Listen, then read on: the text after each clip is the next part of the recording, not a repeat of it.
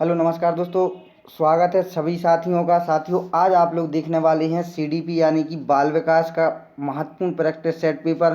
साथियों, इसमें आपके आज 30 क्वेश्चन आप लोग देखने वाले हैं और ये 30 क्वेश्चन वही क्वेश्चन है साथियों जो सभी अध्यापक यानी कि सभी शिक्षक पात्रता परीक्षाओं में ये क्वेश्चन पूछा जाता है। यानी कि जो टेट का पेपर होता है साथियों, उसमें आपका ये पोर्शन पूछा जाता है। ठीक है, यानी कि आपका जो बाल विकास रहता है वो सभी टेट की परीक्षाओं में पूछे जाते हैं और 30 महत्वपूर्ण क्वेश्चन पूछे जाते हैं। ठीक है, तो आज अपन लोग 30 क्वेश्चन आंसरों को कवर करेंगे और जो भी क्वेश्चन आंसर देखेंगे विस्तृत जानकारी के साथ देखेंगे। ठीक है, तो आपको क्या करना है, आपको अपने दिमाग में फिट करते हुए चलना है। ठीक है, और वीडियो को पूरा वॉच करना है। ठीक है, शुरू से अंत तक जरूर बने रहना है। अगर आपको वीडियो अच्छी लगे तो जरूर लाइक कर देना और इसी प्रकार से आप लोग और भी वीडियो देखना चाहते हैं तो चैनल को भी जरूर सब्सक्राइब कर लें। तो वीडियो को स्टार्ट करते हैं साथियों। तो मैं हूं आपका अपना दोस्त और होस्ट देशराज सिंह राजपूत, आपके अपने YouTube channel DS Rajput education में। तो साथियों, पहला क्वेश्चन स्टार्ट करते हैं। पहला क्वेश्चन देखते हैं। यहाँ पर पूछा जा रहा है कि विकास की किस अवस्था में बुद्धि का अधिकतम विकास होता है। ठीक है, बाल अवस्था में, शैशव अवस्था में, किशोर अवस्था में या फिर आपका प्रौढ़ अवस्था में। ठीक है, तो इसका कौन सा राइट आंसर होगा साथियों, अगर आपको आता है तो अगर आप लोग चाहें तो कमेंट में बता सकते हैं इसका राइट आंसर। अगर आप लोग चाहें कि एक साथ बताएंगे सर तो एक साथ भी आप लोग जरूर अपने आंसर बताइएगा। ठीक है, आपने कितने किए हैं, कितने आपके सही हैं। तो यहाँ पर जो पूछा जा रहा है कि विकास की किस अवस्था में बुद्धि का विकास अधिकतम होता है, तो साथियों जो आपको बता दूं कि जो विकास की वह अवस्था जिसमें बुद्धि का अधिकतम विकास होता है वो आपका 12 से लेकर के 18 वर्ष तक की आयु में विकास की अवस्था में बुद्धि का अधिकतम विकास होता है। ठीक है, तो आपको पता होगा कि जो 12 से 18 वर्ष की उम्र रहती है उसको अपन क्या कहते हैं, तो उसको अपन कहते हैं किशोरावस्था। ठीक है, किशोरावस्था यानी कि आपका तीसरा वाला विकल्प राइट हो जाएगा। ठीक है, तो आशा करता हूँ आपको ये क्वेश्चन समझ में आया होगा। नेक्स्ट क्वेश्चन देखते हैं। शिशु का अधिकांश व्यवहार आधारित होता है। अब ये क्या पूछा जा रहा है, शिशु का अधिकांश व्यवहार आधारित होता है। तो जो एक साथियों एक जो छोटा सा बच्चा रहता है उसका व्यवहार जो है वो किस पर आधारित रहता है, मूल प्रवृत्ति पर, नैतिकता पर, वास्तविकता पर या फिर ध्यान पर। ठीक है, तो क्या हो जाएगा इसका राइट आंसर, शिशु का जो अधिकांश व्यवहार है वो किस पर आधारित रहता है। तो ये आप लोग सभी जानते होंगे कि जो छोटा बच्चा रहता है उसको तो कोई चीज़ की समझ नहीं होती है। ठीक है, तो उसका जो रहता है वो व्यवहार आधारित रहता है, वो रहता है उसकी मूल प्रवृत्ति पर। ठीक है, तो आपका जो पहला ऑप्शन है वही आपका राइट आंसर हो जाएगा। ठीक है, नेक्स्ट क्वेश्चन देखते हैं। बाह्य आभास के आधार पर व्यक्तित्व का वर्णन कहा जाता है, गहन दृष्टिकोण, सतही दृष्टिकोण, मानकीय दृष्टिकोण या फिर प्रेक्षणात्मक दृष्टिकोण। ठीक है, तो बाह्य आभास के आधार पर व्यक्तित्व का वर्णन होता है, तो क्या हो जाएगा इसका राइट आंसर। तो जैसा कि आपको बता दें इसका जो राइट आंसर होगा वो हो जाएगा आपका सतही दृष्टिकोण। ठीक है, अब इसके बारे में थोड़ा सा जान लेते हैं कि जो बाह्य आभास होता है तो इसके आधार पर व्यक्तित्व का वर्णन सतही दृष्टिकोण कहलाता है। ठीक है, किसी व्यक्ति के व्यक्तित्व के संपूर्ण वर्णन के लिए, ठीक है, तो क्या होता है कि किसी व्यक्ति के व्यक्तित्व के संपूर्ण वर्णन के लिए जो गहन, मानकीय एवं प्रेक्षणात्मक दृष्टिकोण की आवश्यकता होती है। ठीक है, तो आपका ये दूसरा जो ऑप्शन है सतही दृष्टिकोण, ये आपका राइट आंसर हो जाएगा। ठीक है, नेक्स्ट देखते हैं। व्यक्तिगत भेद पाए जाते हैं, तो व्यक्तिगत भेद किस चीज़ में पाए जाते हैं, बुद्धि स्तर में, अभिवृत्ति में, गतिवाही योग्यता में या फिर इन सभी में। ठीक है, तो क्या हो जाएगा इसका राइट आंसर। तो साथियों जो व्यक्तिगत भेद होते हैं वो सभी चीज़ों में पाए जाते हैं। ठीक है, ये तो आप लोग भी समझते होंगे कि बुद्धि स्तर में भी पाए जाते हैं व्यक्तिगत भेद, अभिवृत्ति में भी पाए जाते हैं, गतिवाही योग्यता में भी, यानी कि अपना जो राइट आंसर होगा वो ये सभी ऑप्शन राइट हो जाएंगे। ठीक है, चौथा विकल्प के साथ आप लोग चले जाएंगे, राइट आंसर होगा चिंतन प्रारंभ होने के लिए क्या आवश्यक है। तो चिंतन प्रारंभ होने के लिए क्या आवश्यक होता है, पूर्वानुभव, भाषा, तर्क या फिर आपका समस्या। तो चिंतन प्रारंभ होने के लिए क्या आवश्यक होता है, ये आपके लिए बहुत महत्वपूर्ण क्वेश्चन है, आप लोग इसका आंसर बताइएगा। ठीक है, तो साथियों आप लोगों ने देखा होगा, अपने ऊपर लेकर के आप लोग थोड़ा सा सोचिएगा कि आप चिंतन कब करते हैं। ठीक है, आप लोग बता सकते हैं कि आप लोग चिंतन कब करते हैं। साथियों जब भी आपके सामने कोई भी प्रॉब्लम क्रिएट होती है तब आप लोग सोचना प्रारंभ कर देते हैं। ठीक है, चिंतन यानी कि सोचना, ठीक है, यानी कि सोचना, ठीक है, इसको सोच भी कह सकते हैं। तो सोचना आप लोग कब प्रारंभ करते हैं, तो जब आपके सामने कोई समस्या होती है, ठीक है, या प्रॉब्लम होता है। तो चिंतन प्रारंभ होने के लिए क्या आवश्यक होती है, समस्या, ठीक है। समस्या नहीं आएगी तो कोई भी व्यक्ति सोचना भी प्रारंभ नहीं करेगा। ठीक है, तो ये आपका राइट आंसर हो जाएगा। नेक्स्ट देखते हैं, बुद्धि लब्धि संप्रत्यय विकसित किया। तो ये आपको आंसर पता होगा। ठीक है, तो इसका तो मैं आपको डायरेक्ट आंसर भी बता सकता हूँ कि बुद्धि लब्धि का जो संप्रत्यय विकसित किया है, आप लोग भी इसका आंसर बताइएगा। ठीक है, तो किसने किया था, टर्मन ने किया था। ठीक है, नेक्स्ट क्वेश्चन देखते हैं। 7 नंबर क्वेश्चन है, विद्यार्थियों के पोर्टफोलियो के लिए सामग्री का चयन करते समय खाली स्थान जरूर होना चाहिए। विद्यार्थियों का समावेशन जरूर होना, या फिर अभिभावकों का समावेशन, या फिर विद्यार्थियों का बहिष्करण, या अन्य शिक्षकों का समावेशन। तो क्या भरा जाएगा खाली स्थान में साथियों, आप लोगों को वाक्य को पढ़ना है, उसमें इसको भरना है, फिर आपको आंसर बताना है। ठीक है, तो क्या हो जाएगा इसका राइट आंसर। तो विद्यार्थियों के पोर्टफोलियो के लिए सामग्री का चयन करते समय किस समय विद्यार्थियों का समावेशन जरूर होना चाहिए। ठीक है, तो क्या भरा जाएगा, पहला ऑप्शन जो है वो आपका भरा जाएगा। ठीक है, नेक्स्ट देखते हैं, विद्यार्थी व्यक्तिगत भिन्नता प्रदर्शित करते हैं, अतः शिक्षक को क्या करना चाहिए, अधिगम की एक समान गति पर बल देना चाहिए, या फिर कठोर अनुशासन सुनिश्चित करना चाहिए, या फिर परीक्षाओं की संख्या बढ़ा देनी चाहिए, या फिर चौथा जो ऑप्शन है, सीखने के विविध अनुरूपों को उपलब्ध कराना चाहिए। ठीक है, तो विद्यार्थी व्यक्तिगत भिन्नता प्रदर्शित करते हैं, अतः शिक्षक को क्या करना चाहिए, तो शिक्षक को करना चाहिए कि जो सीखने के विविध अनुभवों को उपलब्ध कराना चाहिए शिक्षक को। ठीक है, तो विद्यार्थी व्यक्तिगत भिन्नता प्रदर्शित करते हैं, अतः शिक्षक को सीखने के लिए जो विभिन्न अनुभव हैं उनको उपलब्ध कराना चाहिए। ठीक है, शिक्षक के लिए यह क्या बिंदु हो जाता है, यह बिंदु महत्वपूर्ण हो जाता है, अति महत्वपूर्ण हो जाता है। ठीक है, तो ये आपका चौथा जो विकल्प है आपका राइट आंसर हो जाएगा। ठीक है, नेक्स्ट क्वेश्चन देखते हैं।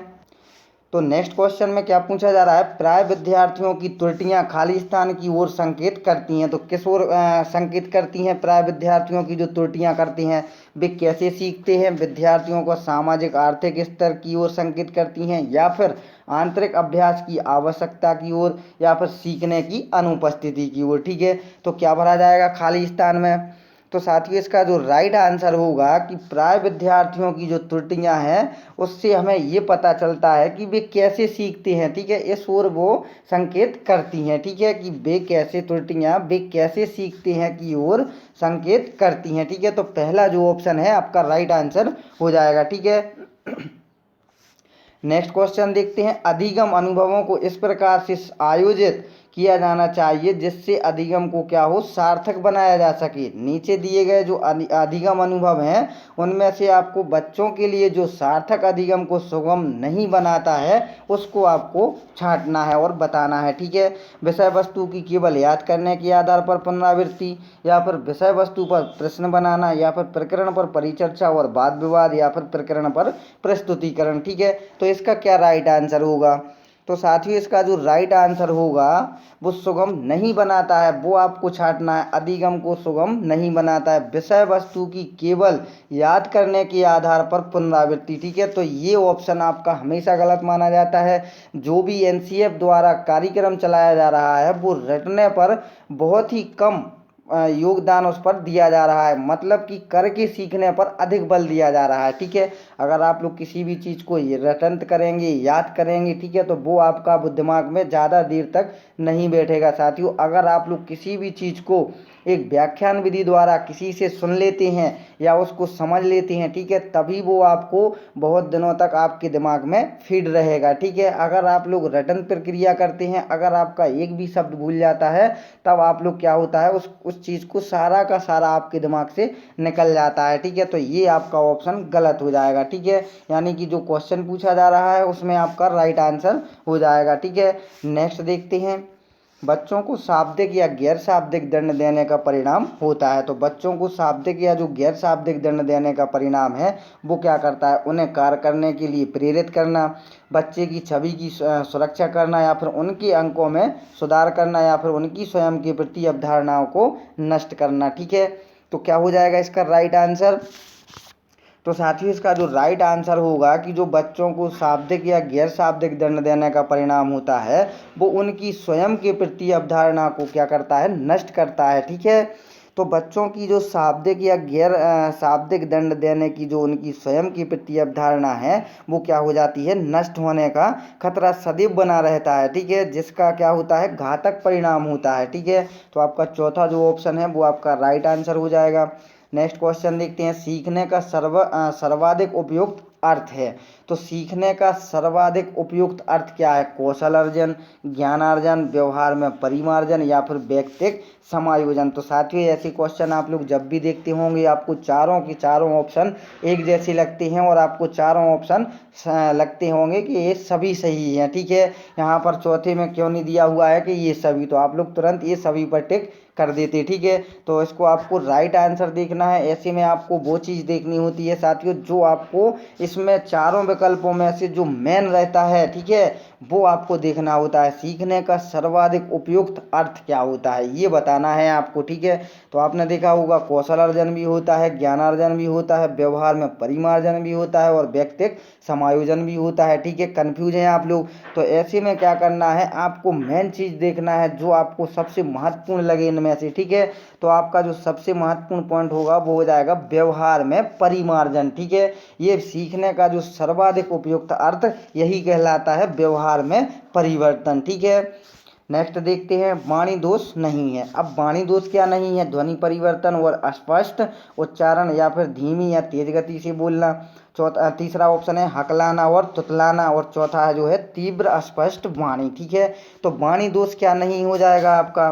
तो साथियों जो वाणी दोष नहीं है वो धीमी या तेज गति से बोलना वाणी दोष नहीं कहलाता है। ठीक है, नेक्स्ट देखते हैं 14 नंबर क्वेश्चन, एक औसत बुद्धि वाला बच्चा यदि भाषा को पढ़ने एवं समझने में कठिनाई प्रदर्शित करता है तो यह संकेत देता है कि बच्चा खाली स्थान का लक्षण प्रदर्शित कर रहा है। क्या पूछा जा रहा है, बच्चा भाषा को पढ़ने और समझने में, तो पढ़ने संबंधी जो अक्षमता होती है वो क्या होती है, तो वो आपको बता दिए गए हैं, सारी की सारी अक्षमताएं आपको प्रोवाइड करा दिए गए हैं। अगर आपने वो वीडियो नहीं देखी है तो आप लोग वीडियो में जा कर के भी देख सकते हैं। अगर आप लोग चाहें तो डिस्क्रिप्शन में अभी इसकी मैं लिंक दे दूंगा, वहाँ भी आप लोग देख सकते हैं। लेखन अक्षमता, डिस्ग्राफिया जिसको कहते हैं, गणितीय अक्षमता जिसको डिस्कैलकुलिया कहते हैं, या गति समन्वय अक्षमता या डिस्प्रैक्सिया कहती हैं। यहाँ पर लिखा हुआ है पठन अक्षमता यानी कि डिसलेक्सिया। ठीक है, तो क्या हो जाएगा इसका राइट आंसर। जैसा कि आपने देख ही लिया है, यहाँ पर दिया हुआ है पढ़ने एवं समझने में कठिनाई, तो पढ़ने का क्या कहेंगे, पठन अक्षमता, तो क्या कहलाएगी, डिसलेक्सिया। ठीक है, तो चौथा जो ऑप्शन है आपका वो राइट आंसर हो जाएगा। ठीक है, नेक्स्ट क्वेश्चन देखते हैं। यहाँ पर नेक्स्ट दिया हुआ है था, फा, चा ध्वनियाँ हैं। तो ये कैसी ध्वनियाँ हैं, स्वनिम, रूपिम, या फिर लेखिम, या फिर शब्दिम। ठीक है, तो क्या बनेगा इसका राइट आंसर।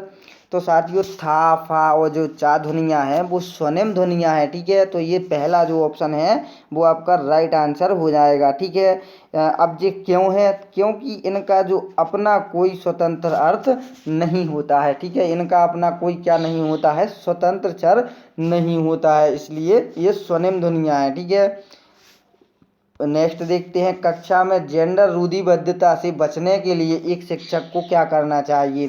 पहला है लड़कों को जोखिम उठाने और निर्भीक बनने के लिए प्रोत्साहित करना चाहिए।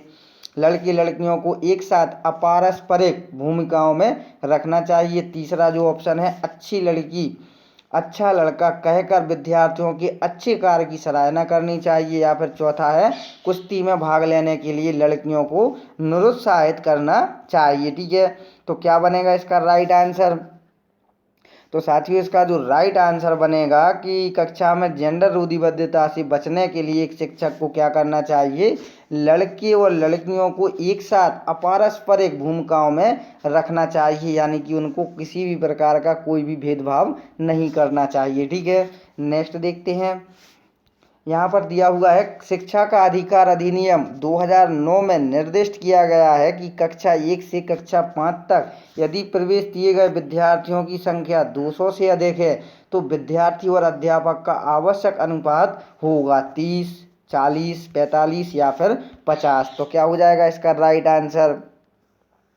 तो साथियों इसका जो राइट आंसर आपका होगा वो होगा 30। ठीक है, अब ये 30 क्यों होगा कि शिक्षा का अधिकार अधिनियम जो 2009 में निर्दिष्ट किया गया है साथियों, उसमें कक्षा 1 से 5 तक यदि प्रवेश के समय क्या हो, यदि प्रवेश के समय जो विद्यार्थियों की संख्या है वो 200 से अधिक है तो विद्यार्थी और अध्यापक का जो आवश्यक अनुपात होगा वो कितना होगा, वो 30 का होगा, यानी कि 30 स्टूडेंट पर एक शिक्षक होना चाहिए। ठीक है, और जो कक्षा 6 से 10 तक का है उसका अनुपात कितना होगा, 6 से 10 तक का, उसका आपका हो जाएगा कितना होता है, 50। ठीक है, यानी कि 50 पर एक अध्यापक। ठीक है, तो ये आपका वही अनुपात है, तो कितना है, 30। ठीक है, नेक्स्ट देखते हैं, क्रियात्मक अनुसंधान के संबंध में निम्न में से कौन सा कथन सही नहीं है, आपको वो बताना है। ठीक है, यह अध्यापकों एवं शिक्षा व्यवसाय से जुड़े लोगों के द्वारा किया जाता है। दूसरा ऑप्शन है यह किसी विशिष्ट समस्या के समाधान के लिए किया जाता है, या फिर तीसरा जो ऑप्शन है आपका वो है व्यापक स्तर पर निर्णय लेने के लिए सूचना संकलन का कार्य इसमें किया जाता है, या फिर चौथा जो ऑप्शन है स्थानीय स्तर पर रोजमर्रा की समस्याओं के समाधान के लिए क्रियात्मक अनुसंधान किया जाता है। ठीक है, तो साथियों क्या हो जाएगा इसका राइट आंसर कि क्रियात्मक अनुसंधान के संबंध में कौन सा कथन जो गलत है वो आपको बताना है। तो वो आपका हो जाएगा व्यापक स्तर पर निर्णय लेने के लिए सूचना संकलन का कार्य इसमें किया जाता है। ठीक है, तो ये आपका तीसरा जो ऑप्शन है वो आपका राइट आंसर हो जाएगा। नेक्स्ट देखते हैं 19 नंबर क्वेश्चन, बीजों का अंकुरण संकल्पना के शिक्षण की सबसे प्रभावी पद्धति है, तो विस्तृत व्याख्या करना, विद्यार्थियों द्वारा पौधे के बीज बोना और उसके अंकुरण के चरणों का अवलोकन करना, या तीसरा ऑप्शन है श्यामपट्ट पर चित्र बनाना और वर्णन करना, या फिर बीज की वृद्धि के चित्र को दिखाना। ठीक है, तो बीजों का अंकुरण जो संकल्पना का शिक्षण किया जाता है विद्यालय में या कक्षा में, उसका वो सबसे प्रभावशाली पद्धति क्या अपनानी चाहिए एक शिक्षक को, तो आप लोग बताइएगा अगर आता है। तो साथियों ऐसी जो जब भी आप लोग बीजों के अंकुरण की संकल्पना का शिक्षण कार्य कर रहे हैं आप लोग अपनी क्लास में, तो क्या बताना चाहिए कि विद्यार्थियों द्वारा पौधे के बीज बोना और उसके अंकुरण के चरणों का अवलोकन करना। ठीक है, ये पद्धति सबसे महत्वपूर्ण रहती है। ठीक है, तो दूसरा जो ऑप्शन है वो आपका राइट आंसर हो जाएगा। ठीक है, नेक्स्ट क्वेश्चन देखते हैं साथियों।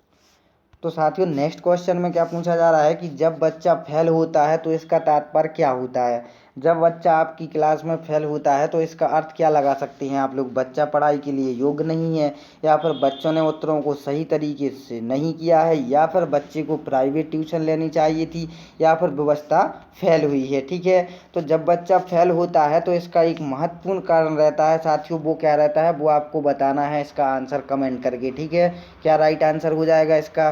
तो साथियों जब भी आशा करता हूँ आपने इसका आंसर दे दिया होगा साथियों, तो मैं आपको बता दूं कि जब भी कोई भी बच्चा आपकी क्लास में फेल होता है तो कहीं ना कहीं उसमें आपका भी हाथ होता है, यानी कि अपन लोग उसको क्या कह सकते हैं कि व्यवस्था कहीं ना कहीं फेल हुई है जिस कारण से बच्चा फेल हुआ है। ठीक है, अगर आपने शिक्षण कार्य अच्छी तरीके से कराया होता तो बच्चा फेल नहीं होता। ठीक है, ये कितने की बात, ये आपसे 1 से 5 तक की क्लास की बात की जा रही है। ठीक है, तो इसमें आपकी ही कमी रह सकती है। ठीक है, तो वही आपका राइट आंसर होगा, व्यवस्था फेल हुई है। ठीक है, नेक्स्ट क्वेश्चन देखते हैं साथियों। अगर आप लोगों ने वीडियो को अभी तक लाइक नहीं किया है और आप लोग नए हैं चैनल पर, तो साथियों वीडियो को ज़रूर लाइक कर दें और चैनल को हो सके तो ज़रूर सब्सक्राइब कर लें। साथियों बहुत अच्छे प्रैक्टिस सेट पेपर प्रोवाइड किए जाते हैं, ये सभी शिक्षक पात्रता परीक्षा के लिए महत्वपूर्ण है। जितने भी आपकी शिक्षक पात्रता परीक्षा की परीक्षाएँ होती हैं किसी भी राज्य की, इन सभी परीक्षाओं में आपका बाल विकास का पोर्शन रहता है और ये क्वेश्चन आंसर पूछे ही पूछे जाते हैं। बहुत इंपॉर्टेंट क्वेश्चन क्वेश्चन है साथियों। अगर आप लोगों ने इतने क्वेश्चन देख भी लिए हैं तब आप लोग इतने ही क्वेश्चन देख करके समझ गए होंगे कि ये बहुत अच्छा प्रैक्टिस सेट पेपर है। तो साथियों अगर इसी प्रकार से और भी प्रैक्टिस सेट पेपर देखना चाहते हैं तो ज़रूर चैनल को सब्सक्राइब करिएगा और साथ में जो बेल आइकन में घंटी आएगी उसको भी ज़रूर प्रेस कर लें। उससे क्या होगा, उससे जैसे ही कोई वीडियो अपलोड होगी उसका नोटिफिकेशन आपके लिए सबसे पहले मिल पाएगा और आप लोग नई नई वीडियो को देख पाओगे। ठीक है, तो साथियों अच्छे से अच्छी तैयारी करना है तो ज़रूर चैनल को सब्सक्राइब करिएगा और आप लोग नए हैं तब तो आप लोग ज़रूर चैनल को सब्सक्राइब करिएगा और अगर वीडियो अच्छी लगी हो तो ज़रूर लाइक कर देना यार। ठीक है, नेक्स्ट देखते हैं, शिक्षण से अधिगम पर बल देने वाला परिवर्तन क्या हो सकता है। वो बताना है आपको परीक्षा परिणामों पर केंद्रित होकर, बाल केंद्रित शिक्षा पद्धति अपनाकर, या फिर रटने को प्रोत्साहित करके, या फिर अग्र शिक्षण की तकनीक अपनाकर। ठीक है, तो बहुत महत्वपूर्ण क्वेश्चन है। क्या हो जाएगा इसका राइट आंसर।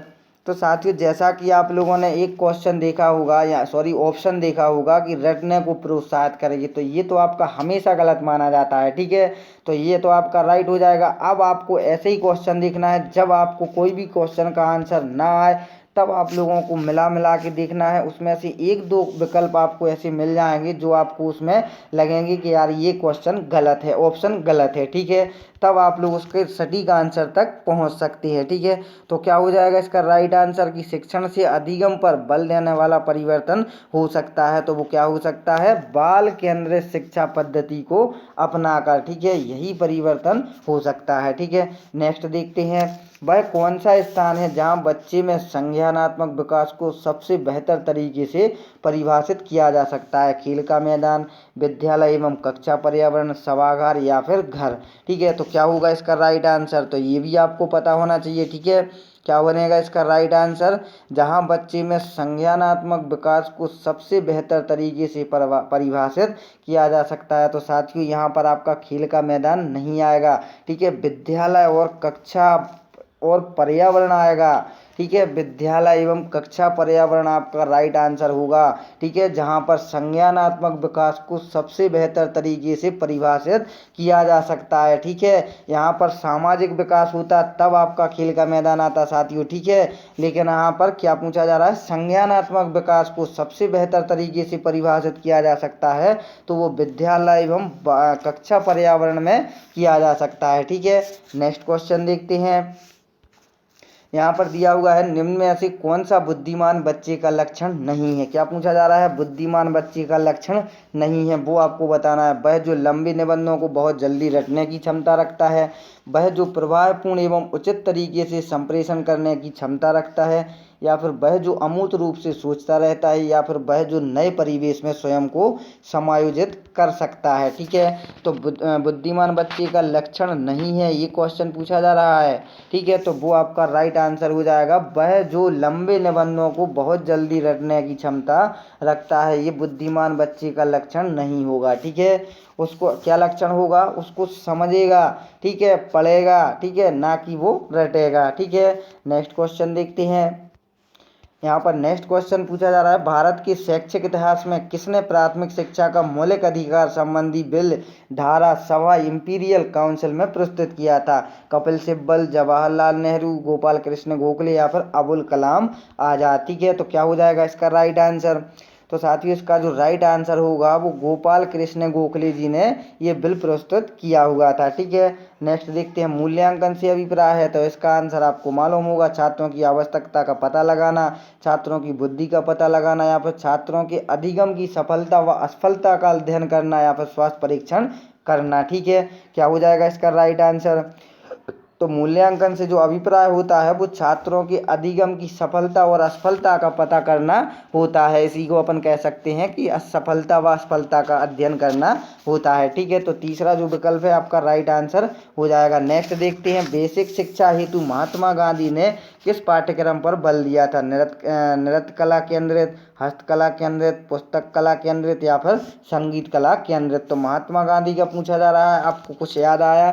ठीक है, तो आ गया होगा हस्तकला, यानी कि उन्होंने चरखा चलाया था और उन्होंने कई वस्त्र भी बनाना प्रयोग किया था, तो वो क्या कहलाएगा, हस्तकला में आ जाएगा। ठीक है, नेक्स्ट देखते हैं, एक शिक्षक कक्षा के कार्य को एकत्रित करता है और उन्हें पढ़ता है, उसके बाद योजना बनाता है और अपने अगले पाठ को विद्यार्थियों की आवश्यकताओं को पूरा करने के लिए समायोजित करता है। वह खाली स्थान कर रहा है, तो वह क्या कर रहा है? सीखने का आकलन, सीखने के रूप में आकलन, या फिर सीखने के लिए आकलन, या फिर सीखने के समय आकलन। ठीक है, तो क्या हो जाएगा इसका राइट आंसर? तो साथियों, वो जो अध्यापक कर रहा है वो सीखने के लिए आकलन कर रहा है। ठीक है, तो तीसरा जो आपका विकल्प होगा वो आपका राइट आंसर हो जाएगा। ठीक है, नेक्स्ट क्वेश्चन देखते हैं। यहाँ पर नेक्स्ट क्वेश्चन दिया हुआ है, 28 नंबर क्वेश्चन है साथियों। वे शिक्षक जो विद्यालय आधारित आकलन के अंतर्गत कार्य करते हैं। ठीक है, तो क्या हो जाएगा इसका? उन पर अधिक कार्य का बोझ रहता है क्योंकि उन्हें सोमवार की परीक्षा सहित अक्सर परीक्षा लेनी पड़ती है, या फिर उन्हें प्रत्येक विद्यार्थी को प्रत्येक विषय में परियोजना कार्य देना पड़ता है। तीसरा ऑप्शन है विद्यार्थियों की मूल्यों और अभिवृत्तियों का आकलन करने के लिए रोजाना उनका सूक्ष्म अवलोकन करते हैं। चौथा ऑप्शन है व्यवस्था के लिए स्वामित्व की भावना रखते हैं। ठीक है, तो क्या हो जाएगा इसका राइट आंसर? कि वे शिक्षक जो विद्यालय आधारित आकलन के अंतर्गत करते हैं, उनका क्या राइट आंसर होगा? तो साथियों, इसका जो राइट आंसर बनेगा आपका वो बनेगा व्यवस्था के लिए स्वामित्व की भावना रखते हैं। ठीक है, कोहल वर्ग ने प्रस्तुत किए, तो कोहल वर्ग ने क्या प्रस्तुत किया था? संज्ञानात्मक विकास के चरण, शारीरिक विकास के चरण, संवेगात्मक विकास के चरण, या फिर नैतिक विकास के चरण। तो क्या हो जाएगा इसका राइट आंसर? कोहल वर्ग ने प्रस्तुत किया था, तो साथियों उन्होंने किया था नैतिक विकास के चरण को। ठीक है, कोहल वर्ग ने किस पर अपना प्रयोग किया था साथियों? वो सुल्तान नामक चिंपैंजी पर किया था। ठीक है, सुल्तान नामक चिंपैंजी पर किसका? नैतिक विकास के चरण का। ठीक है, तो आज का लास्ट क्वेश्चन देखते हैं। निम्नलिखित में से कौन सी स्थिति जो है वो बाल केंद्रित कक्षा कक्ष को प्रदर्शित कर रही है? किसको बाल केंद्रित कक्षा कक्ष को प्रदर्शित कर रही है? एक कक्षा जिसमें शिक्षिका नोट लिखा देती है और विद्यार्थियों से उन्हें याद करने को कहा जाता है, पहला ऑप्शन। दूसरा है एक कक्षा जिसमें पाठ्यपुस्तक एकमात्र संसाधन होता है जिसका संदर्भ शिक्षिका देती है, या फिर तीसरा है एक कक्षा जिसमें विद्यार्थी समूहों में बैठे हैं और शिक्षिका बारी बारी से प्रत्येक समूह में जा रही है। ठीक है, नेक्स्ट देखते हैं। एक कक्षा जिसमें विद्यार्थियों का व्यवहार शिक्षिका द्वारा दिए जाने वाले पुरस्कार और दंड से संचालित होता हो। ठीक है, तो क्या हो जाएगा? तो साथियों, जो बाल केंद्रित शिक्षा का महत्वपूर्ण बिंदु है या प्रदर्शित कर रहा है कक्षा कक्ष को, वो एक कक्षा जिसमें विद्यार्थी समूहों में बैठे हैं और शिक्षिका क्या कर रही है? बारी बारी से प्रत्येक समूह में जा रही है। ठीक है, तो यही बाल केंद्रित शिक्षा का महत्वपूर्ण बिंदु हो जाएगा। ठीक है, तो साथियों कैसे लगे आपको 30 महत्वपूर्ण क्वेश्चन? जरूर लिख भेजिएगा एक प्यारा सा कमेंट। साथियों, अगर आप लोगों को अच्छा लगा हो तो ज़रूर लाइक कर देना वीडियो को। अगर आपने अभी तक चैनल को सब्सक्राइब नहीं किया है तो ज़रूर चैनल को सब्सक्राइब कर लें। साथ में जो बेल आइकन की घंटी आएगी उसको भी प्रेस कर लें। साथियों, उससे क्या होगा, जैसे ही कोई वीडियो अपलोड होगी उसका नोटिफिकेशन आपको तुरंत मिल जाएगा और आप लोग नई नई वीडियो को देख पाओगे। तो साथियों, स्वस्थ रहिएगा, खुश रहिएगा, पढ़ाई करते रहिएगा। मिलते हैं साथियों नेक्स्ट वीडियो में। जब तक के लिए जय हिंद, जय भारत, वंदे मातरम दोस्तों।